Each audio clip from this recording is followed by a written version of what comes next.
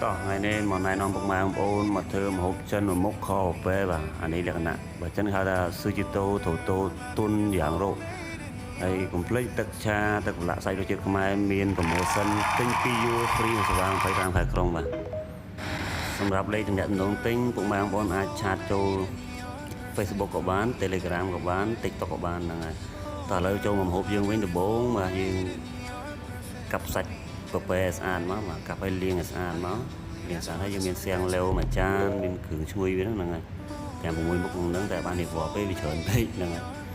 ហើយនោះមានភ័យលាវមានខ្ទឹមក្រហមខ្ញីតាឆុងសនអីចឹងណាហ្នឹងហើយបន្ទាប់មកយើងនឹងហើយជាដំបូងយើងដាក់ដាំទឹកមកយើងសុះវាស្អាតដាក់ស្រាដាក់ខ្ញីដាក់តាឆុងបន្តិចមកនឹងហើយសុះវាស្អាត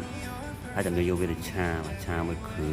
ងសៀងលាវគ្រឿងខ្ញីតាឆុងឯនោះឆាវាឈ្ងុយឲ្យឆ្អិនត្រឡប់មកឲ្យវានិយា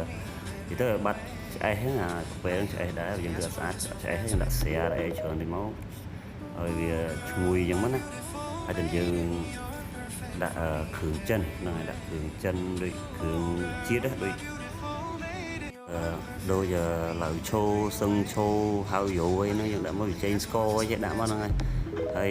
បាក់រសជាតិបែបចិនណាអានេះយើងបើយើងចង់ដាក់រសជាតិបែបខ្មែរបើទឹកប្រឡាក់សាច់មកអូខេវាមានប្រៃផ្អែមឆ្ងាញ់មកដែរតែខ្ញុំនិយាយរសជាតិបែបចិនហ្នឹងហើយអានេះយើងបើបែបខ្មែរយើងប្រើទឹកប្រឡាក់មកអូខេហើយ3របៀបបាយឆ្ងាញ់បាទហើយយើងដាក់ចឹងមកយើងដាក់ស្រាចូលមកស្រាប៊ីយ៉ាយើងប៊ីយ៉ាដាក់កន្លះកំប៉ុងអីមកឬក៏មួយកំប៉ុងមកងាស់ហ្នឹងហើយចាំយើងដាក់ណាឆ្នាំងងាស់លឿនហ្នឹងតែ3 10នាទីគឺផុយហើយតែពេលហ្នឹង3 10នាទីហើយចាំយើងបើកវាវិញមកបាទបើកវាវិញមកយើងថែមតែស្លៃប្រាំងបំពងតិចមកហ្នឹងហើយ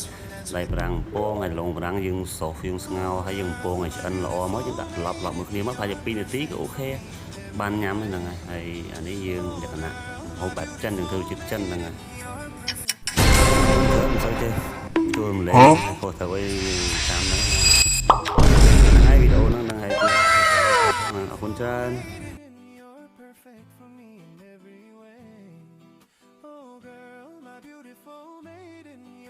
Perfect for me in every way. I humbly ask for this one dance with